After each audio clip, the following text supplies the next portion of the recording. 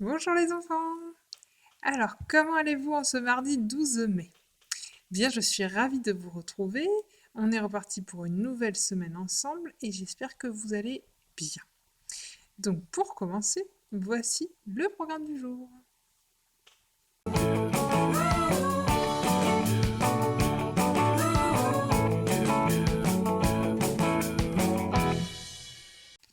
Donc, pour commencer au programme aujourd'hui, nous allons faire à nouveau un petit peu de copie. Ça fait bien longtemps que nous n'en avons pas fait.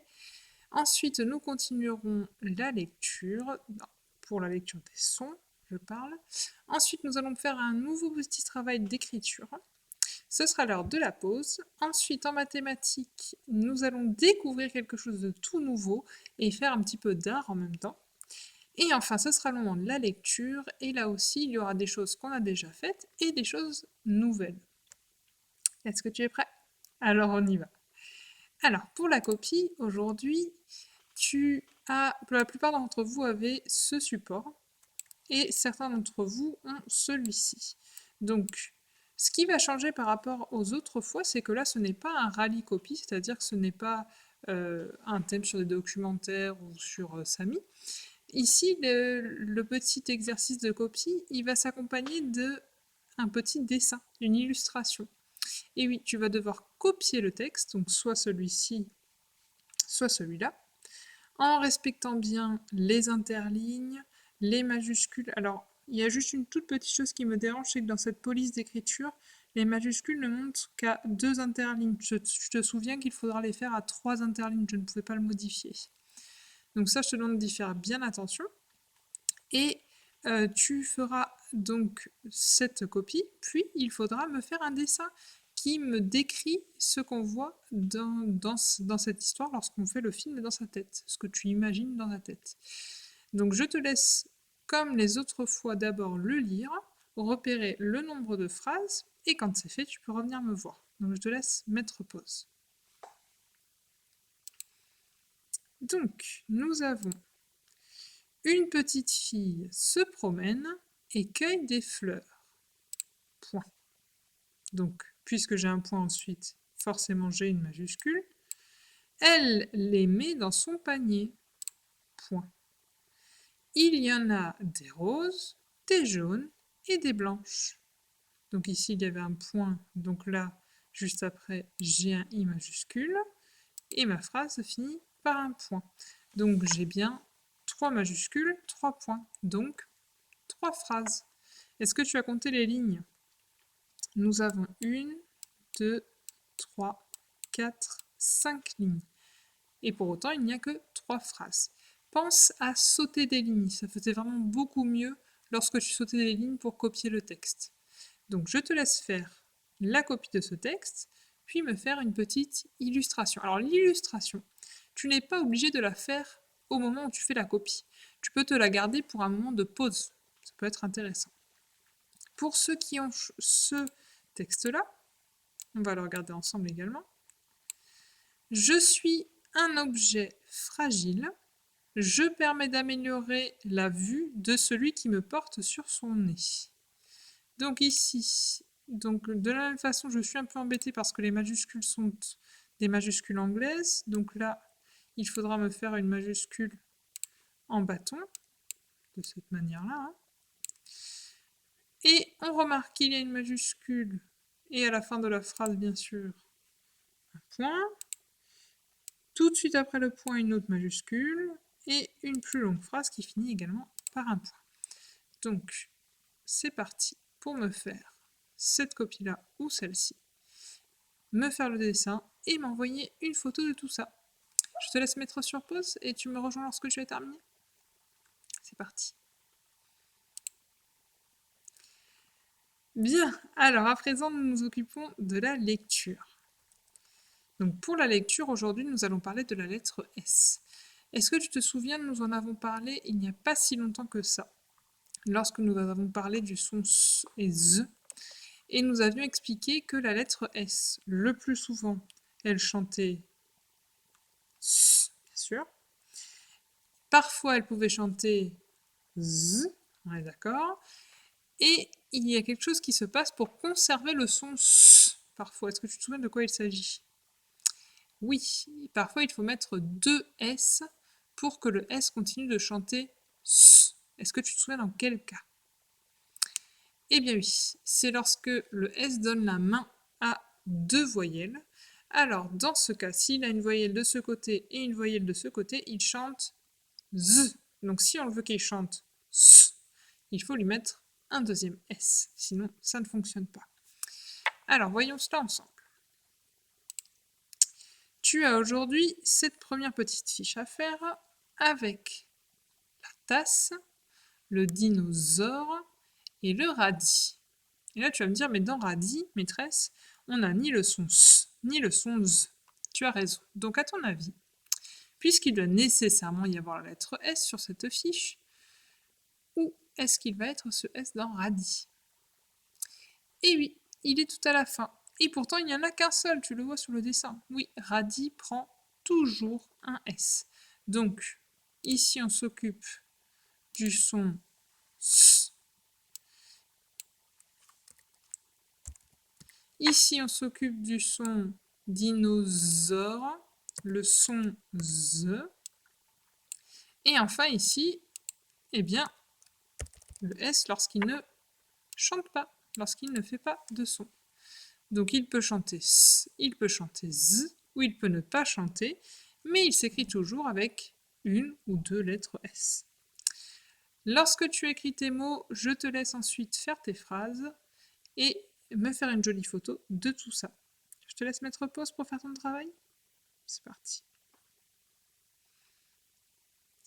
Alors, je voulais juste revenir sur dinosaure. Nous l'avions déjà écrit plusieurs fois ensemble. Est-ce que tu te souviens que dans dinosaure, il y a le haut de peau et ensuite il y a le haut de jaune? Tu t'en souviens? Si tu ne t'en souvenais pas, je t'invite à corriger le mot dinosaure. Alors, si tu as encore un petit peu de motivation, tu peux également faire cette deuxième fiche avec la laisse, la valise et la souris, qui est un petit chenapan parce que tu verras, je ne t'en dis pas plus pour souris, c'est un petit peu comme radis.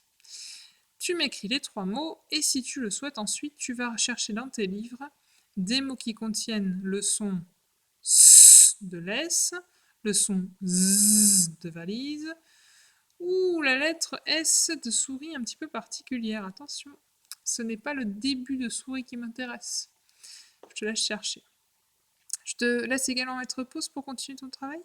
Allez, c'est parti. Et donc, pour terminer ce travail sur la lettre S, je t'invite à bien lire toute cette fiche. Alors peut-être que tu l'as en couleur. Et il faut me lire d'abord ces petits mots, puis ces phrases, ensuite ces mots. Et comme maintenant tu commences à être vraiment à l'aise, je t'ai mis une série de mots ici à lire. Je n'ai pas mis chien bleu parce que je voulais vraiment qu'on s'entraîne bien sur le son S. Je mettrai la suite de chien bleu la prochaine fois. Donc là, j'aimerais que tu prennes bien le temps de bien lire tous ces mots pour voir si le son S ou Z ou qui ne chante pas, tu l'as bien repéré. C'est vraiment important. Donc voici pour cette fiche. Mets sur pause.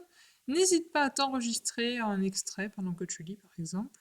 Comme ça, je verrai que tu as bien lu. Alors, nous passons maintenant à l'écriture. Alors, j'ai oublié de changer le titre. Aujourd'hui, en écriture, nous allons découvrir les drôles de bobines. Les drôles de bobines, c'est un petit jeu qui est vraiment très sympathique et que j'aimerais t'expliquer aujourd'hui. Alors, aujourd'hui, on ne va pas écrire. Pas directement, en tout cas. Je t'explique ce que j'ai marqué, je te le lis et puis on en discute après. J'ai demandé au maître de choisir un dessin de bonhomme. Il l'a caché et je ne l'ai pas vu. Je voudrais que tu m'expliques ce que je dois faire pour le dessiner et que tu le fasses tout seul. Pour ça, tu as 2 solutions. Soit tu fais une vidéo dans laquelle tu m'expliques comment dessiner, soit tu demandes à papa ou maman d'écrire pour toi ta description, c'est-à-dire ce que je dois dessiner pour obtenir le même bonhomme.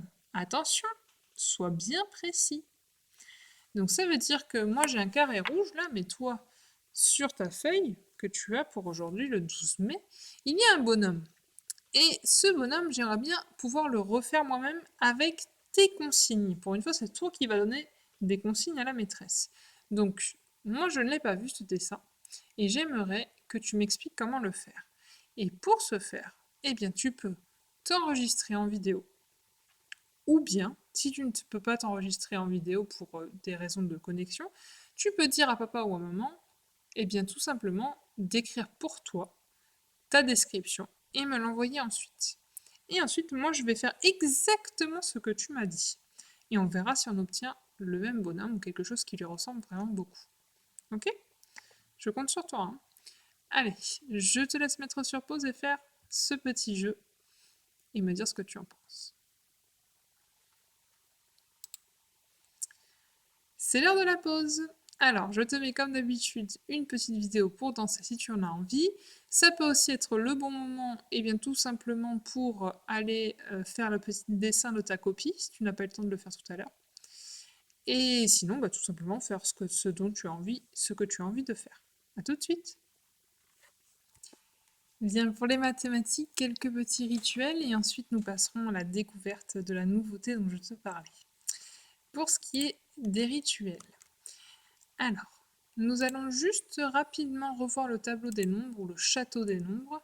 J'aimerais t'en reparler parce qu'à partir de jeudi, nous allons discuter d'une nouvelle famille. Donc, on va déjà revoir les familles que nous connaissons. La famille des unités. Donc, celle-ci, tu te souviens, c'est la famille dans laquelle il n'y a aucune dizaine. On voit, ils ont chacun un seul chiffre. Ensuite, il y a la famille des 10, la famille des une dizaine. Donc dans toute cette ligne, c'est la famille dont le chef est le 10. Ce sont un petit peu nos chenapans, hein. Tu te souviens, pour bien les comprendre, on avait dit qu'ils pouvaient s'appeler 10, 1, 10, 2, 10, 3, 10, 4, etc.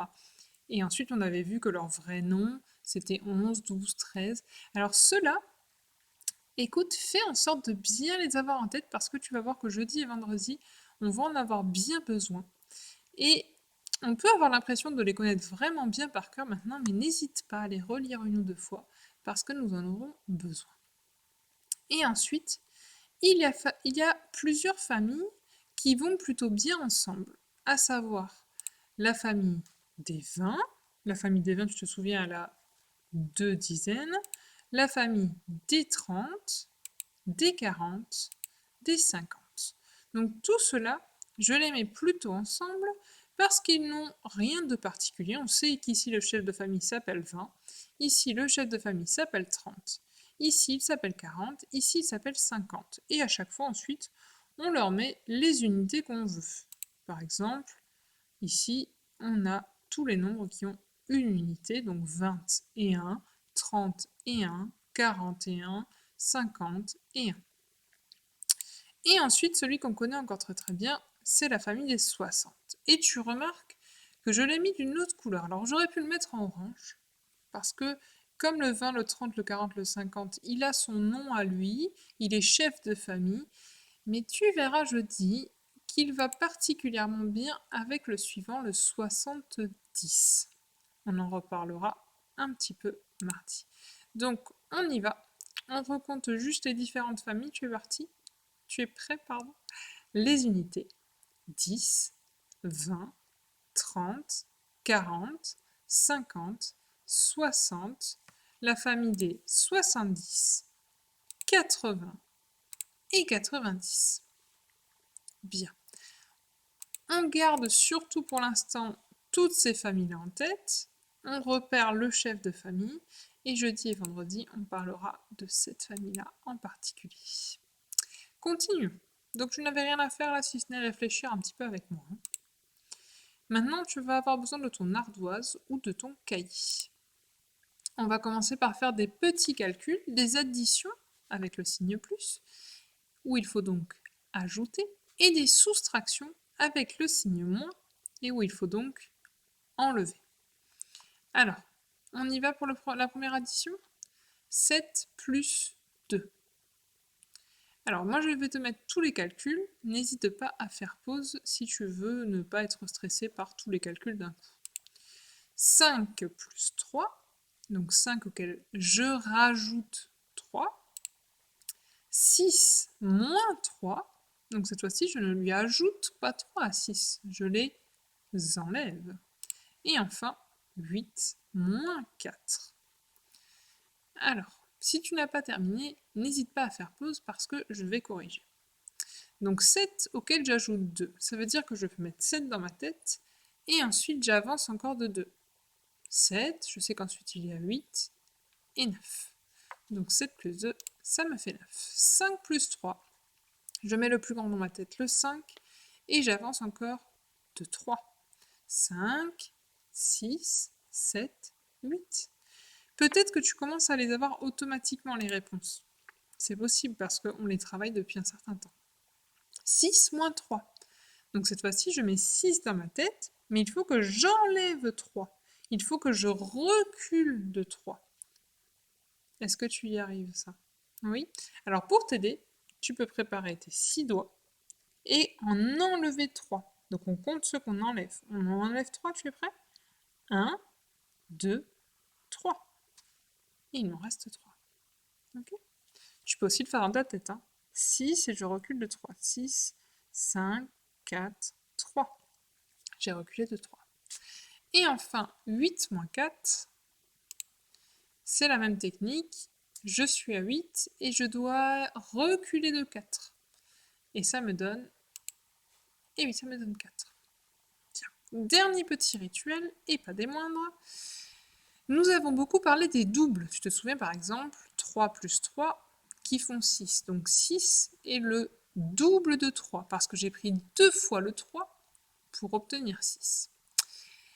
En fait, quand on veut bien muscler son cerveau en mathématiques, on peut se servir des doubles pour faire des calculs qui ressemblent aux doubles, mais qui sont presque des doubles. Pas tout à fait. Regarde, je te montre. Par exemple, si je veux faire 3 plus 4, tu vois la différence entre 3 plus 3, là, 3 plus 3, et 3 plus 4. Regarde, je vais te montrer. Ici, j'ai mon 6, tu es d'accord? Je prends mes 6 jetons. Quand je fais 3 plus 4, c'est presque la même chose que 3 plus 3. Qu'est-ce qui change? Eh bien oui, j'ai juste un de plus. Donc, dans ma tête, je peux tout simplement me dire que 3 plus 4, c'est comme 3 plus 3 et encore un. Et comme normalement dans ta tête, maintenant 3 plus 3, paf, tu sais directement que ça fait 6. Si tu veux faire 3 plus 4, tu sais que c'est 6 et encore un. Alors attends, j'en ai un autre pour lequel ça marche bien aussi, regarde. Lorsque je veux faire 3 plus 2, cette fois-ci, qu'est-ce qui change, regarde, par rapport à mon 6? Donc quand je fais 3 plus 3, ça me fait 6. Lorsque je fais 3 plus 2, c'est presque la même chose, sauf que j'en enlève 1. Et oui, je sais que 3 plus 3, ça fait 6. Si je veux faire 3 plus 2, je sais que c'est juste 1 de moins. Donc je peux dire à mon cerveau, ah oui, cerveau, 3 plus 3, ça fait 6. Et hop, on en enlève 1, on sait que si on en enlève juste 1, ça fait 5. On fait le test ensemble pour voir? Alors, prépare ton ardoise, c'est parti. 7 plus 6. Alors, quel est le calcul de double que tu peux utiliser qui ressemble à 7 plus 6? Eh bien, tu as soit 7 plus 7, soit 6 plus 6. Donc si par exemple tu prends 6 plus 6, normalement ton cerveau il commence à savoir que 6 plus 6 ça fait 12. Et donc 12, si tu lui rajoutes encore 1, parce que 7 c'est juste après 6, ça fait 13. Bravo. Alors à ton tour. 5 plus 4. Quel est le calcul de double qui est très proche de 5 plus 4? Par exemple, tu as 4 plus 4 et tu as aussi 5 plus 5. Alors, si j'utilise 5 plus 5 pour trouver 5 plus 4, tu veux bien essayer? Alors, on calcule 5 plus 5. Alors, allons-y. Hop. Calculons 5 plus 5. te souviens comment ça fait 5 plus 5? Eh oui, ça fait 10. Bon, mais nous, on ne veut pas 5 plus 5, on veut 5 plus 4. Donc 5 plus 4, c'est presque comme 5 plus 5, mais on a enlevé 1. Et oui, on a juste enlevé 1, puisque 4, c'est juste avant 5. Ce qui nous fait donc 9. Cette fois-ci, on doit faire 3 plus 4. Est-ce que tu as trouvé quel calcul tu peux utiliser? Allez, je t'aide un petit peu. Tu peux soit faire 3 plus 3 et t'aider de ce calcul, soit tu peux faire 4 plus 4 et t'aider de ce calcul. Alors, lequel as-tu choisi? Alors, si tu choisis 3 plus 3, ça te fait combien? Ça te fait 6. Si tu fais 4 plus 4, ça te fait 8. Si tu utilises 3 plus 3, tu y es presque à 3 plus 4, mais il t'en faut encore un de... Et oui, un de plus, parce que 4, c'est un petit peu plus grand que le 3, là. Donc 3 plus 4, ça te fait 7. Par contre, si tu choisis 4 plus 4, 3 plus 4, c'est presque la même chose. Mais il faut reculer d'un cran. Et dans les deux cas, ça te donne 7. Allez, pour le dernier, je ne te dis pas d'indice, essaie de trouver tout seul. Je te laisse mettre pause si tu as besoin, je fais la correction. Eh bien oui, 8 plus 7, ça fait 15, parce que je peux faire 7 plus 7, qui font 14, et je rajoute encore 1 pour faire 8 plus 7. Et dans ce cas, ça me fait 15. Je peux aussi avoir fait 8 plus 8, ça me fait 16, et j'en enlève 1 pour que ça me fasse 8 plus 7 égale 15. Bien, on s'arrête là pour les rituels. Nous reprenons donc avec les mathématiques. Je te l'ai expliqué tout à l'heure, j'aimerais te présenter quelque chose d'un petit peu différent. Donc aujourd'hui, nous allons partir à la découverte du site d'un artiste qui crée des invaders, qui veut dire en français les envahisseurs. Alors je pense que tu vas vite comprendre pourquoi il s'appelle comme ça. Je vais déjà aller te montrer le site de cet artiste. Et ensuite, je vais aller te montrer un petit peu ce qu'on va en faire à nous.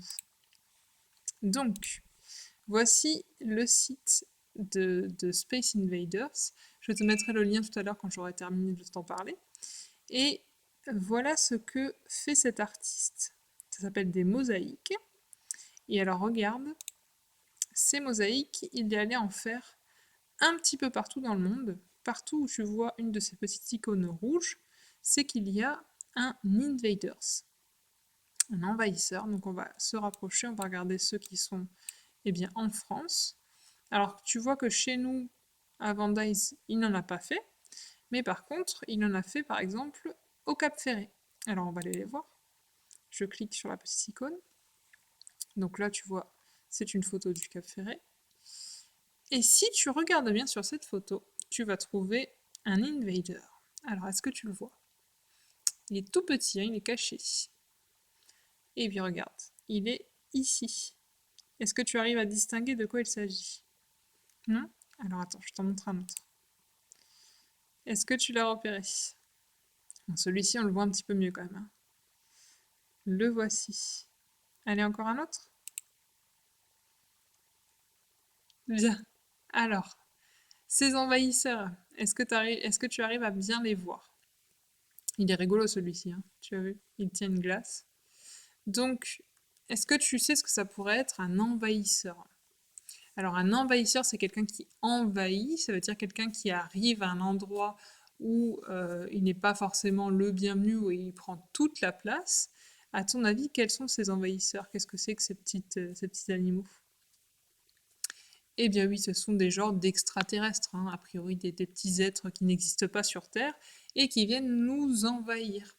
Et est-ce que tu comprends aussi pourquoi est-ce qu'on peut les appeler des envahisseurs? Est-ce que c'est leur place normalement d'être là, les petites mosaïques? Et non, normalement, on ne les mettrait pas ici, hein. Eh bien, comme elles sont quelque part qui n'est pas vraiment leur place, on peut parler d'envahisseurs. Alors, je vais te mettre le lien pour que tu puisses, tu vois, là, map en anglais ça veut dire carte, Je vais te mettre le lien pour que tu puisses aller faire un tour. Toi aussi, regarde, je vais aller à Nantes, par exemple. Tu vois, ici, il y en a un autre. Pour que tu puisses toi-même aller explorer un petit peu ces invaders. Et lorsque tu auras fait le tour, eh bien, tu pourras venir me rejoindre pour la suite. N'hésite pas à aller en voir plein, tu verras, ils sont trop rigolos. Alors, est-ce que tu as découvert tous ces invaders? Tu en as trouvé qui te plaisaient? Bon, super. Je te propose de t'en montrer un plus particulièrement. Le voici. Alors, je vais peut-être décaler un petit peu pour ne pas gêner avec mon visage. Donc, ici, c'est un Invaders qui vient de Paris. Tu vois, il a été créé en 1998, ça remonte un petit peu.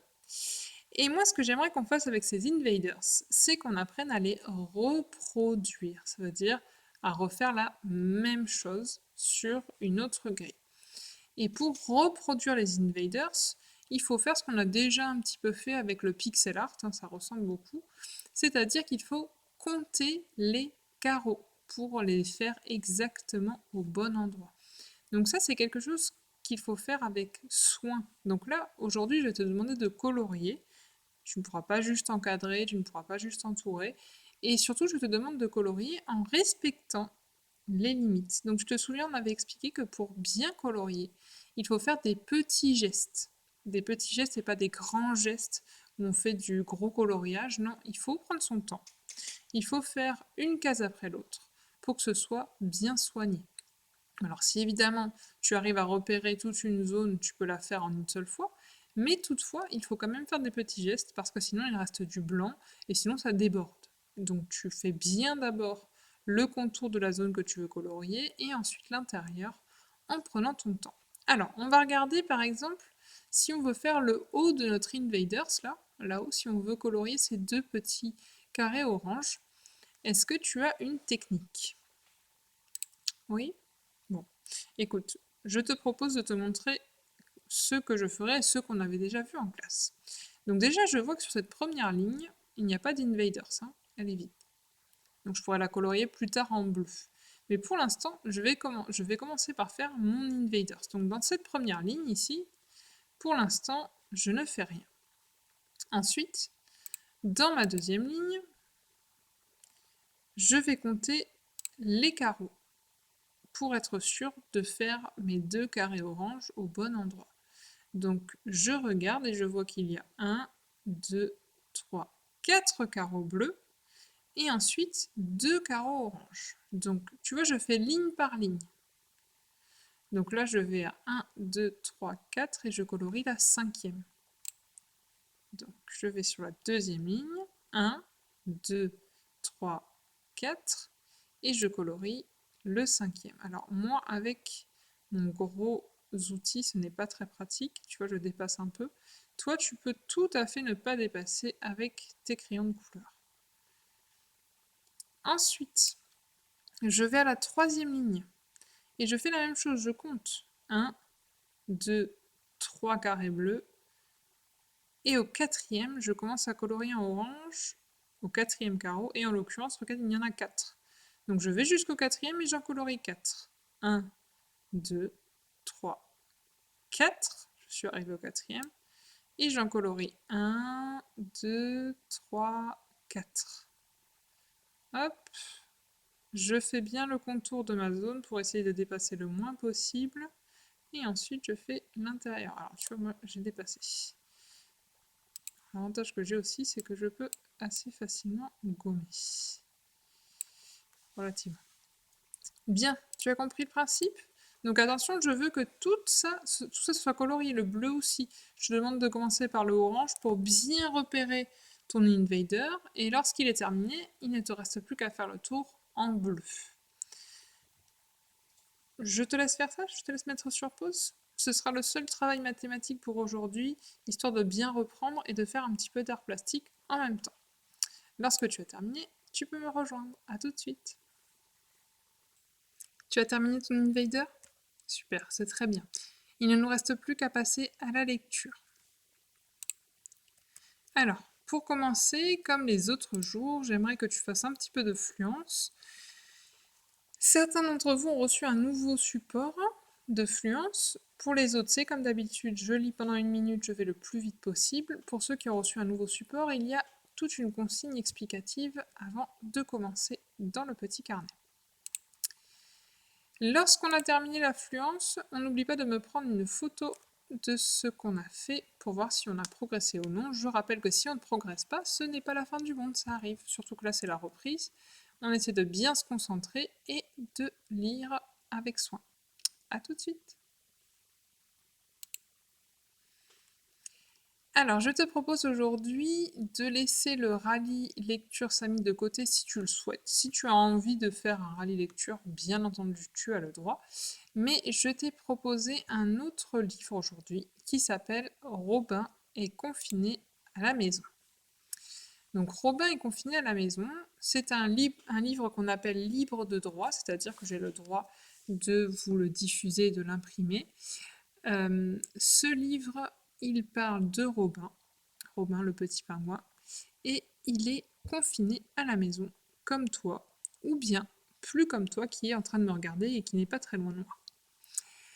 J'aimerais que tu prennes le temps de lire ce livre. Alors si tu ne le lis pas en une fois aujourd'hui, ce n'est pas grave. Tu pourras y revenir jeudi et vendredi. Si tu as envie de le lire en entier, tu peux. Quoi qu'il en soit, lorsque tu arrives à la fin de l'histoire de Robin est confiné à la maison, voilà ce que j'aimerais que tu fasses. Alors les copains qui sont avec moi à l'école, on va en discuter ensemble. Et vous qui êtes à la maison, eh bien, j'aimerais que avec papa ou maman, tu discutes et tu lui dis et que tu lui dises si toi tu as fait la même chose que Robin et que tu lui dises aussi ce que tu n'as pas fait comme Robin, c'est-à-dire ce que toi tu n'as pas eu l'occasion de faire. Donc j'aimerais que tu discutes, tu vois, que tu compares avec papa ou maman ce que tu as fait et ce que tu n'as pas fait. Comme ça, vous discutez un petit peu de ce qui est différent et de ce qui est pareil avec Robin. Je te laisse mettre sur pause. Et puis alors, si tu as envie de me raconter un petit peu par vidéo ce qui a changé par rapport à Robin, ça me ferait très plaisir pour me dire ce qui était pareil, ce qui était différent. Je te dis à tout de suite. Bien, nous avons terminé pour aujourd'hui. Donc, il ne me reste plus qu'à te souhaiter une excellente journée. Je te dis à jeudi si tu es loin de moi. Si tu as terminé et que tu es dans la classe, eh bien, tu peux continuer de travailler sur ton plan de travail ou sur une activité que je t'ai proposée. À tout de suite. Bonne journée à tout le monde!